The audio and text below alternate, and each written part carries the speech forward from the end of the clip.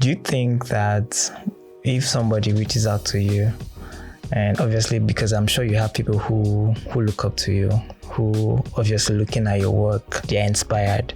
So if one of them now decides to reach out and is asking, do you think I should go for art? Would you hit your chest and say, yes, go for art, it's going to pay you? There is a book I read recently, Talent is Not Enough. Do you see a future for street artists? Yes. Even in Kaduna? Definitely. But you sound like somebody who wants to jackpot. What's good? What's going on, my people? My name is Johnston Achaja, and this is Let's Talk Art. In this episode, we'll be delving into the world of street art and its ability to convey messages. Joining me in the studio today is a talented artist who is using his work to fight social issues and injustice happening in the country. Yeah, welcome to the studio, my brother. Thank you. This is your first time here. Yeah, I'm so excited to be here, honestly. I'm glad you're here. I'm glad to have you. So let's talk about you and your art. Could you introduce yourself and tell us more about your journey as a street artist, how you started and what inspires your work? I am Bami Idanladi, a street artist from Chukun Local Government, Kaduna State. Okay. I paint beautiful murals in Kaduna State to express my feelings, my thoughts, and my ideas. Okay. I started street art in 2019. I started street art professionally in 2019 during the COVID outbreak. Remember, there was a lockdown and people were just at home. So I thought, what can I do to also spread the message that people should also create awareness? I wanted to create awareness because despite the warning by the NCDC and the state government and federal government about the dangers of the COVID-19 and how it was spreading so fast, some people were not taking precautions to avoid contacting or spreading the virus. So I also thought, as an artist, what can I contribute? What can I do as an artist to also create awareness? So because as at that time I had paint brushes already on ground. There was lockdown, people were not going anywhere. Okay. So I now came up with an idea. I now came up with an idea that what if I create a mural painting? Okay. On the roadside where people usually pass, because my house is around the road that leads to the market in my community. So I decided to do a mural painting that will encourage people to wear their face mask, to maintain physical distance. That was when I did the painting of the 50 naira notes, 1,000 naira with the nose marks. Yes. The first one I did was that was really thoughtful. The first painting I did then was the one of 1,000 naira notes wearing face mask and the physical distance. On the usual 1,000 naira notes, the Nigerian naira, the two images on it, their heads are joined together, but I separated them on the painting to depict physical distance. And then on the usual 1,000 naira notes, they are not wearing nose mask. I now wore them nose mask on the painting because everyone loves money. So the colors. So that's supposed to catch their attention. Exactly. Or what? I don't understand. The moment I started the painting, even from far, you see it and be like, wow, people were already coming and saying, this guy is painting money. So when they come close, they now see the details. So I use that money to draw their attention, and then they now start asking questions because everyone loves money. So when they now look at it, they now compare it to, because people like to compare, people like to criticize art, whether you like it or not. As an artist, people will definitely criticize it. Of course. And it was like the first time I'm doing something like that. So people were now like, some people were now like bringing out their normal 1,000 naira notes, looking at it and saying things like, but they are not wearing nose masks. So they now started. I was just what gave me joy at some point was the fact that I was no longer interpreting my works. They knew what it meant. Yes, because they would be like, because of COVID-19, people are wearing face masks. Even people on the currency are wearing face masks, even though they are no longer alive. You understand? So stuff like that. So after I did that painting without any expectation of going viral or getting any interviews. I just did it, should I say, to pass to just pass the message, probably within the community. But after the day I finished the painting, I took some pictures and just decided, let me just post it online as I usually do, but let me just post it online. I was surprised when I posted it. I was surprised the kind of engagement the painting got. The first painting, that was the 1,000 naira note. Okay. So it got massive engagement, like it went viral. Where? I posted it on Twitter, I posted it on my Facebook and my Instagram. Okay. So after that first painting went viral, people were talking about it and all that. I still decided to do another one in a different location. Okay. That was the 15 naira note. Okay. Because the 15 naira note has people from the three major ethnic groups in Nigeria. Yeah. So I now wanted to pass a message again, but this time around, having those three different ethnic groups to like state that the whole of Nigeria needs to come together by maintaining physical distance to protect themselves from the COVID-19. So I made another one again with the 15 naira notes in a different location. So after I posted that painting, I got, to my surprise, I was called by Daily Trust newspaper. Okay. Something I've never expected before. That was how they called me to their office. I was interviewed. A few weeks later, I got a call that they're about to publish the newspaper. Oh, wow. The day they published it was on a Sunday morning. How did you feel? I was surprised. I didn't believe it. I have to go to where they sell newspapers in my area here, around the market. I have to go that Sunday morning, early in the morning to go and get it. I had to. I even bought two. And the page I was interested in particularly was the page that my story was in, and I was so excited. Like, it was something I didn't expect. Yeah. So I was like, if this street art can bring me this far, that there is a possibility that it can even take me further beyond this. Yeah. So from then, I now sat down one day again and thought, what can I also do? Aside just now, COVID-19 is over. What can I do as a street artist that the generation that will come after me will see it and be inspired? What can I do that I will not be forgotten? And how can I also use this artwork to address some social issues, some issues we are facing as a country or as a continent, Africa? You know, there are a lot of issues we are facing apart from the global issues like climate change and the rest. Nigeria particularly, we already have, should I say, to some certain level, we are divided. You see, there are some opportunities that there are some job openings that may be in some people's working place. Sorry, when you say we are divided, do you mean religiously, religion, or ethnic, tribe? Okay. We are so, you can tell even by the previous election that we just had. That's so true. All the dramas and the rest, and that was what gave birth to that painting I made of Nigeria's future. Your future is in your hands. Yeah, with the three presidential candidates, three major right? Presidential candidates. Yeah. All right. I know you've answered the question, but I'm still going to ask again. So, what are the major themes that you focus on in your works? What are those themes that are dominant in your work? Okay. Some of the themes that are very dominant, that are very dear to my heart, that I decided to actually make paintings about, are some of the societal issues we have. Okay. One of it is drug abuse. Okay. I've not started a project on that, but I'm currently working on that. Okay. So I'm about to start a project that will address drug abuse, that will discourage people from drug abuse, show them the dangers of drug abuse and drug addictions. Also, another issue again that I intend to address with my artwork is the issue of jungle justice, where people are not given a fair hearing, whereby people take laws into their hands. They become the judge, they become the executioners themselves.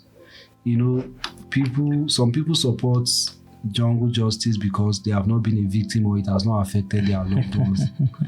Until maybe when you become, some people wait until when it happens to them or when they are being accused falsely, then they will now stand for something. Personally, I've not experienced it, but I know people who have been falsely accused before that actually escaped by the grace of God. So I want to do paintings that will discourage that act of justice. Yes. Okay. There are a lot of people that have died without actually being listened to. You understand? Yeah. So I want to make paintings that address that. And again, one of the most important theme that I actually want to focus on, that I've actually been doing so far, and I also want to use my artworks to promote peace. That was what gave birth to that painting of the Hausa, Igbo, Yoruba eating on the same place. Yeah. You know, growing up as a child in a village that is close to the NYC camp, whenever I go to the NYC camp, then I see coppers. You know, they are all from different states. Yeah. You see Hausa, you see and Igbo. that's even the idea of NYC in the first place. Yes. It was because they wanted people from different ethnic groups to come together and so that was the real essence of the NYC. So all this tribal war or all these religious wars we see, growing up there and going to that camp, I did not see it. I didn't even know that someone from the east or someone from the south is not. I just see every other person as just my brother or my sister, and that's just it. So I know there are a lot of people that grew up with this same type of mentality like me, but because of maybe what they were taught or the kind of environments they grew up in, they were taught to. You know, every child is born with like a free mind. Yeah. It's what you install into the child's mind that actually grows up with. So I want to use my paintings because mural paintings or street art are basically on the street where people are passing by. And they get to see it. Yes. Yeah. So I want to use my art to promote peace, to promote unity in Nigeria. Yeah. I like the fact that you have so many messages embedded in your works. That's really, really cool. And speaking of Mohbad, I know you've already answered that, but I'm still going to ask again because it feels like you keep answering all of my questions. But first of all, it was really cool for you to have painted Mohbad and demanding for justice for him. I think what happened to him was really bad and it shouldn't have happened, but it did. So I'm going to ask, what inspired or what motivated you to use him as your muse? What actually inspired me to make that painting was, even before his passing, there are a lot of videos of him. There are some of his songs, not all, but there are some of his songs that are actually my favorite songs. Okay. But then even when he came out to complain about him being bullied, I saw that video. Even that day he went live, I saw that video online. But then it was just like, it's just a normal family issue, or all these are record label issues, you understand? I know probably that was why most Nigerians as at that time did not really take it too serious like that, because they did not know that this could actually lead to death, even though he came out severally saying he's been attacked, he's been bullied and all that. Now, I am not trying to say, okay, this is the particular person who is in this is the particular person responsible for what happened to him, because currently investigations are ongoing. Yeah. We may never even know the truth about what actually happened. Do you get? All we can do right now is demand for justice, irrespective of who is involved. Everyone is a suspect at this point. Yeah. You understand? Whether it's those his friends that were in car with him, who were saying he's dead, there are questions already. Because the statement, everything that is online so far is conflicting. Everything is contradicting right now. So why I did that painting was just to demand for justice and to also echo the voice that justice should be served. So why I did that painting was to just pay my tribute to the memory of Mohbad. One of the reasons why his death is more painful to me is like he's more of like my age mate. I was also born in 1996. Okay. Yeah. So why this case of Mohbad is even so special again is that there are a lot of talents in this country. Sure. and you see what Afrobeat is doing. Yeah. It's doing awesome. Yeah. So all these young talents, if this whole stuff of Mohbad is being swept under the carpet, a lot of artists will be discouraged. A lot of artists looking for platforms and all that. That's why I feel a proper investigation should be done, so that even some people who are already having a bad name should be cleared if they are not guilty. If they are not, you understand? Yeah, because a lot of people are looking in one direction right now. You get my point. So why I made that painting is to let people know that bullying is not part of our culture. Bullying is not something that we should do. We should be supportive of one another. We should be compassionate towards one another. Even while doing that painting, I think that was what I was actually telling you. And even when I came to you while you were working on that painting, I remember you mentioned something about an experience that's a similar experience that you also have gone through. Can you talk about that? Okay. I've also experienced bullying. While I was in secondary school, particularly. So the thing is, so sometimes I wonder, like, okay, is it even possible to be bullied in Nigeria? Because I mean, it's not something that I've experienced. And sometimes I watch it on movies, like all these American movies, and then I'm like, oh, okay, so this didn't even happen. You see the bigger boy trying to oppress and then you see them go to one corner and then they are fighting and all of that. And I know that it happens in our local, because we go see for road. I make school close, we go see. I know that one, those ones they happen, but for me, I feel like I don't know. Except maybe I am being naive at this point, I don't know. But it feels like it's strange for me to hear that somebody is being bullied. Although now I'm beginning to understand. When I was younger, I thought that bullying was just okay because I'm bigger than you, I will oppress you. I thought that was the only way to put it. But there are other forms of bullying. Yeah, they are. So sorry to cut you. Okay. My own bullying actually happened when I was in secondary school. Then there's this particular prefect. I don't just know what I did to this particular. Are you sure you were not stubborn? Well, I was not stubborn. Okay. I was not, because sometimes he would just come and look for me for no reason. He would just start beating me. For no reason. And again, because the school that I was attending then, it was a public school, it was a government school. So all those prefects, most of their excesses go unchecked. Nobody asks them questions and all that. So from then I developed this hatred, yes, for bullies. Yeah, because it even made me not to even want to go to school. And I cannot even tell anyone. Yeah. And it's not like I used to talk back at him, or I used to be stubborn in school and all that. But then there was no one I could talk to. I didn't have, not unlike other people that had maybe their senior brothers in the same school, some had their parents as teachers. No, I was just alone. So that continued to happen till just 3. And that was the reason why I even left that school to a different school. Yeah. But I didn't even tell my parents, because if I tell them, what will it change? Because I know the kind of parents I have. They may just say, yeah, maybe I'm stubborn. You understand? Yeah. It's really bad what happened to Mohbad, him being bullied. So how were you able to overcome? Okay, you said you left the school. Yeah. Okay, so that was your own way of escaping. So you didn't fight it. I can't. Oh boy, that guy is so cool. So you didn't fight it. You because I was going to ask what you did too, but then I just realized that you actually ran away. Your own is live to fight another day.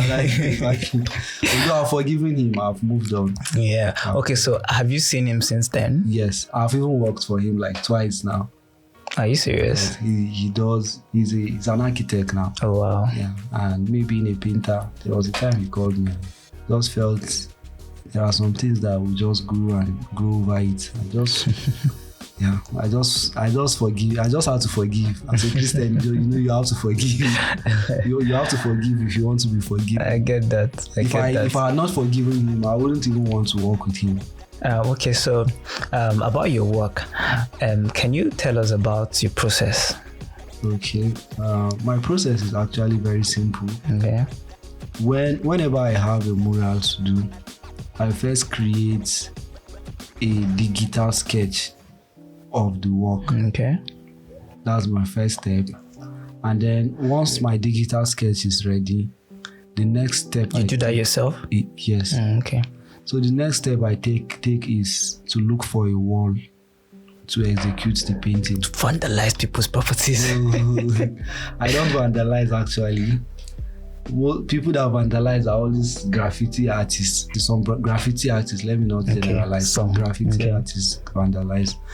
And I think as a mural artist, is it even possible to vandalize someone's wall without being caught? You know, graffiti is actually very fast because most times they use spray cans.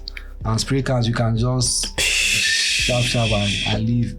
But then a mural painting that you are going to do for 2, 3, 4 days, except maybe it's an abandoned property there, but a property where the owner lives there, you cannot vandalize. I've never vandalized anyone's wall.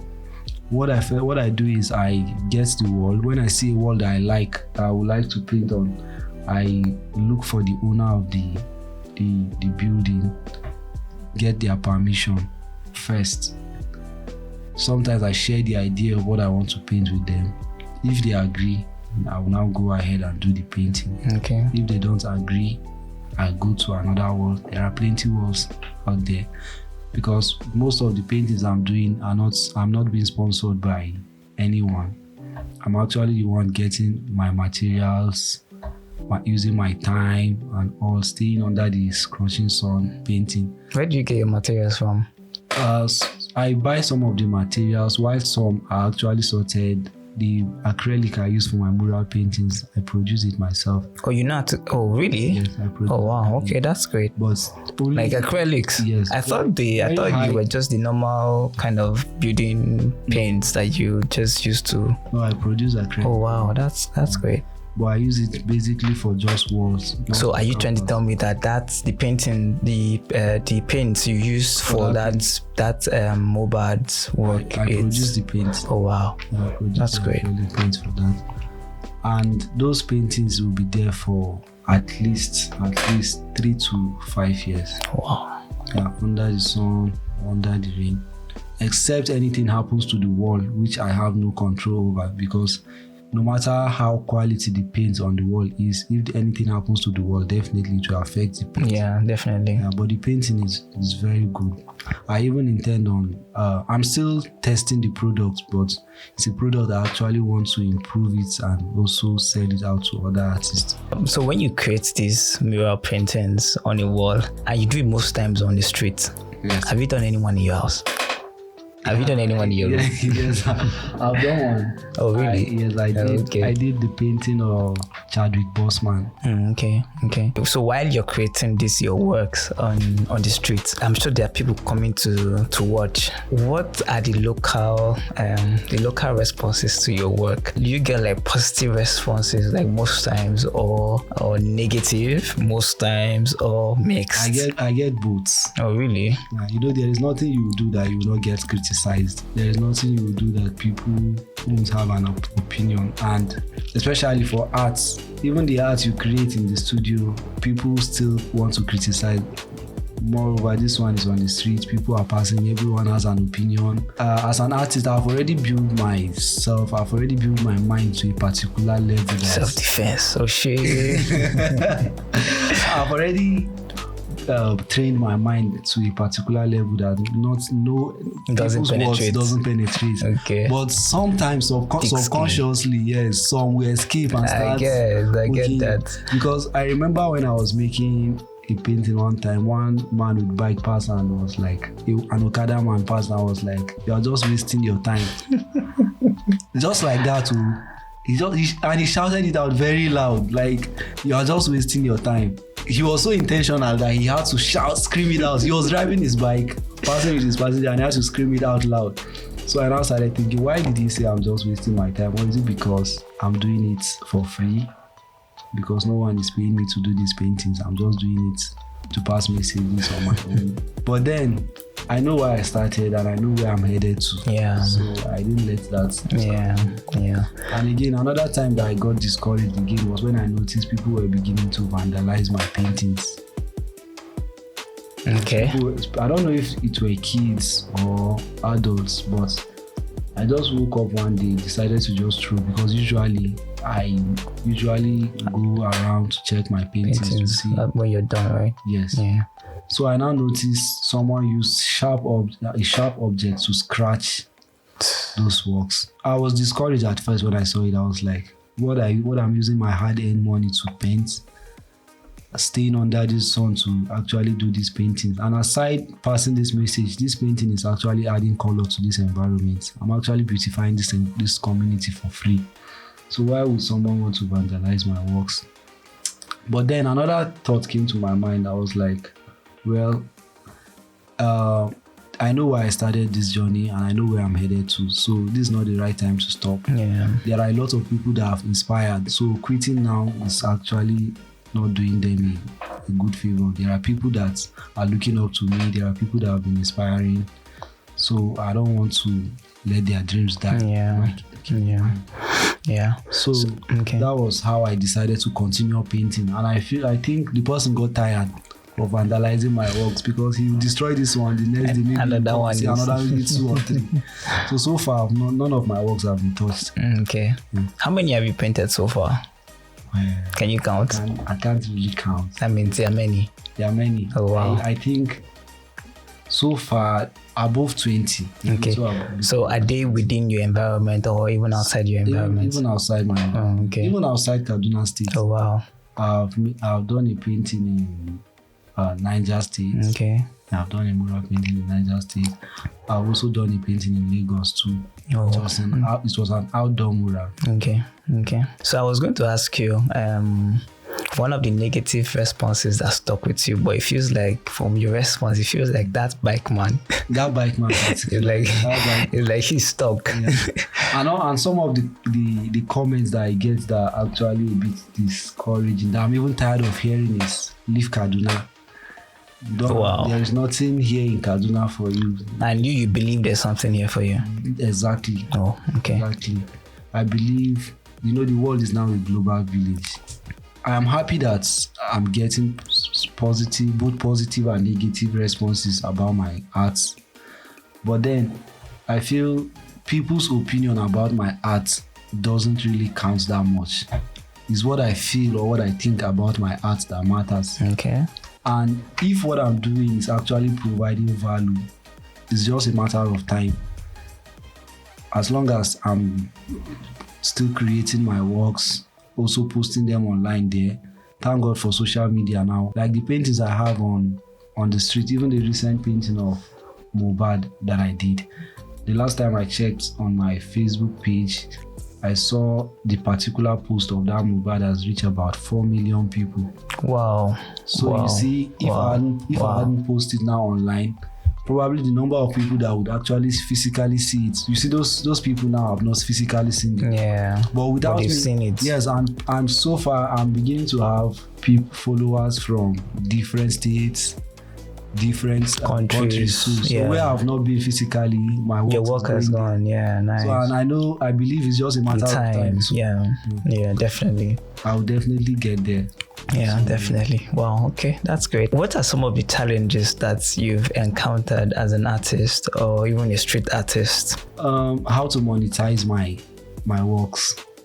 Okay. How to monetize my works. It has been a challenge because being a street artist from this part of the world or this part of the country, Nigeria particularly, is a bit discouraging, because sometimes when I travel out, I see other artists that are doing similar works like mine, and I see them doing far better. And some of them even tell me, wow, what am I still doing in Kaduna? I should come over to this particular state, or I should move to so place, because there are more opportunities there. So sometimes I feel the location I'm staying to some certain level, it's actually holding me back. I personally believe that when it comes to to some career. I feel location actually matters. One thing I believe is that anything good takes time. True. Yeah. There is a way God rewards people for process. Yes, for process. And sometimes the joy of the whole stuff is actually in the process. Yeah. When you actually arrive there, let's just say you just start something today, and then the next day, boom, you have reached the end. No any experience, nothing to share. You understand? It becomes difficult for you to go back and retrace your step. If anything, if peradventure something happens later and you lose it, you won't be able to retrace your step exactly. Yeah. So I feel the whole joy of it is actually in the process. So instead of taking shortcuts, I just decide to just take the longer route. So what's the longer route for you? There is this edge I have because only few artists are actually doing mural paintings or street art particularly. In Kaduna? Few, yeah. Okay. Unlike other artists doing pencil arts, normal paintings, because to go out to get your own materials, put out a mural there for free, but it's not easy. It's not easy at all. Sometimes I would have to work for like 1 week, 2 weeks, save up. Because even though I'm actually the one producing the paint, I still have to buy the chemicals. Materials, yeah. And they are very expensive. So being a street artist is really, really, really, really challenging. But then it's something I enjoy doing. There are days that if I don't paint any new mural, I'll be like, something is wrong. I'll be feeling as if something is missing. Till I actually end up doing that, till I do the work before I will now get peace. It's just like you have two children, one in your right ear, one in your left ear, screaming, go and paint, go and paint, go and paint, go and paint. And the noise will not stop until, exactly. And the noise will not stop until I finally do any painting, and then I'll be like, okay. Feel better. I feel better, yeah. Is there a way you think that, because if probably, like you said, monetizing your work is a challenge for you, have you been able to figure out a way to do it, or you're still in the process of figuring out a way to do it? Honestly, I'm still in the process. Because if you figured it out, I mean, it will help some of the people who are watching on how to go about it. Although I've come up with some ways now by actually making prints of some of the murals paintings, okay, and actually transferring some of those designs to maybe something you can wear. That's and true. I also started painting on canvas recently too. Okay. Because sometimes I paint those murals, people love them, but you want to have the original work. Yeah. And the painting is on wall, so I want to be creative. You can take the wall now. You know how the property varies. No, if you tell them that this is the amount of money they will get, I'm sure they will, Honestly. Just like Banksy's work are selling, even though they are on walls. So aside Mohbad, are there other influential people that you've also created? Yeah, I've done paintings of influential people in Nigeria. I've also done a painting of Ngozi Okonjo-Iweala. Yeah, I think I saw. Yeah, that's true. I think I saw that painting while I was on my way to your place. Yes. I did that painting on the day she assumed office as Director General of World Trade Organization.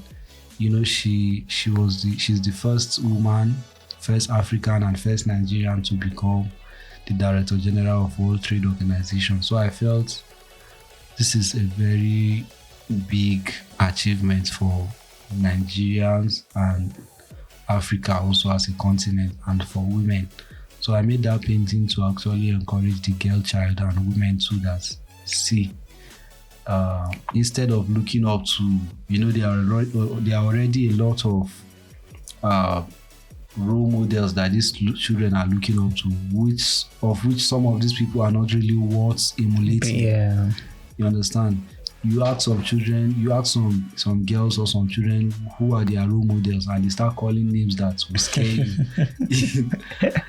Because of sometimes they are influenced by the kind of movies they watch, kind of music videos and all that. So I felt I can actually let me paint this woman also, because this is the kind of role model that these girls or these children should look up to. That was why I made that painting of Ngozi Okonjo. Okay. I've also made painting to celebrate one of our own, this boxer, Israel Adesanya. Yeah. I made a painting of Israel Adesanya. I think you also painted Dangote. Yes, I made a painting of Dangote. Made a painting of Wizkid, Davido, and I've also made paintings to advocate for peaceful elections and to encourage voters' participation. Vote not fight. Yes. Yeah, I think I saw. Yeah. Get your PVC. Yeah. Made a painting to encourage people to get their PVC. Made paintings to reassure people, Nigerians, that I made paintings to encourage people to get their PVCs and to believe that their votes were going to be counted, because I saw the videos that INEX were posting online. Even though it's obvious that that's not what happened. Honestly, even though they said they were going to, this time is going to be different because the elections are going to be done electronically, voters verification and all that, and the transmission of the results were going to be done electronically at the polling units and all that.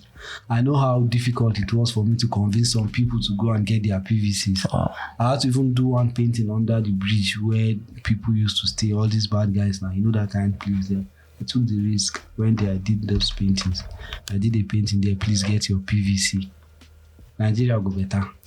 Definitely, I believe that. By the grace of God, Nigeria will go better. Yeah. So, do you see a future for street artists? Yes.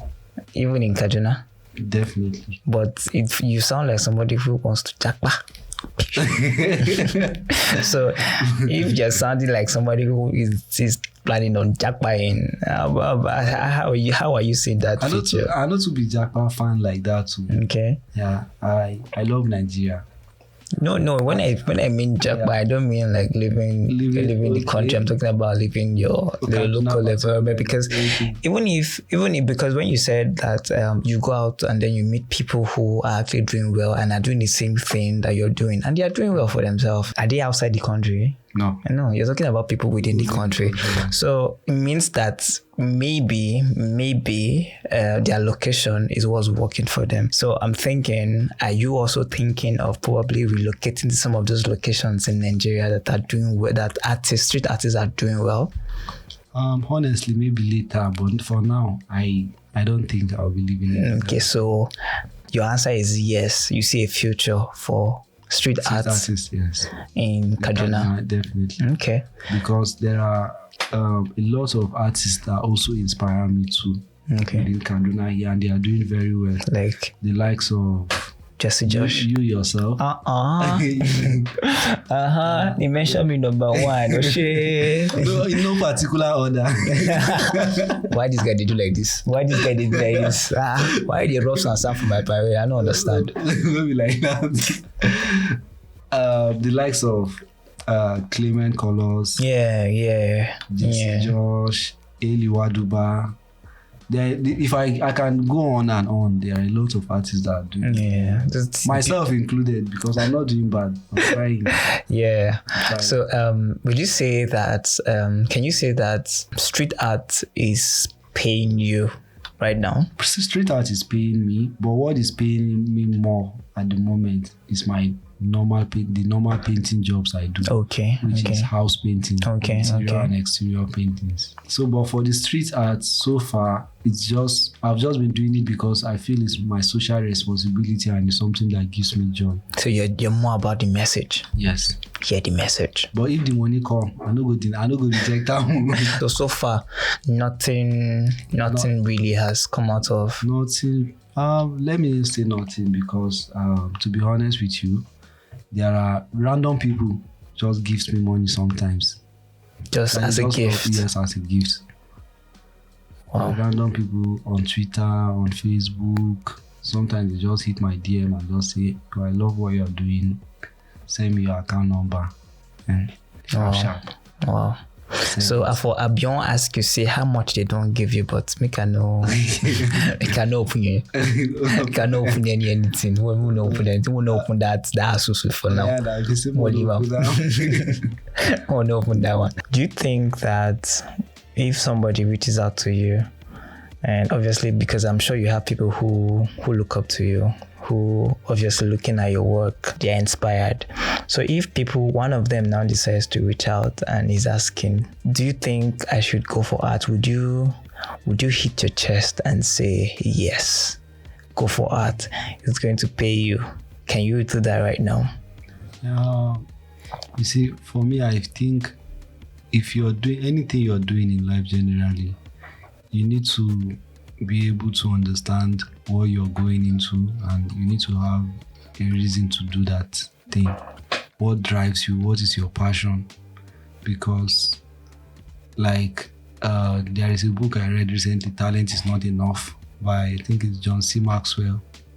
Cannot be enough. Yeah. So you can be talented, but then you need to have passion for art. And you also need to believe in yourself, believe in your mission, believe in what you're doing, believe in your potentials for you to go far in art. So what I would advise any young artist or any upcoming artist is to believe in themselves, to actually follow their hearts, follow their dreams. It may not pay off immediately, but definitely with time. And about getting better with art, it doesn't happen overnight. There's no any magic. The secret lies in practice. Yeah. You have to keep on practicing to get better. Yeah, I think that practice part is actually very important, because not everybody wants to bend down to the work, but they just want to see the results. And it's not possible to arrive at the result without the work, without the process. So I think that's really important. People need to look out for, people need to be ready. And one of the things that makes people go back or turn back on whatever it is that not even art alone, is they don't count the cost before they start.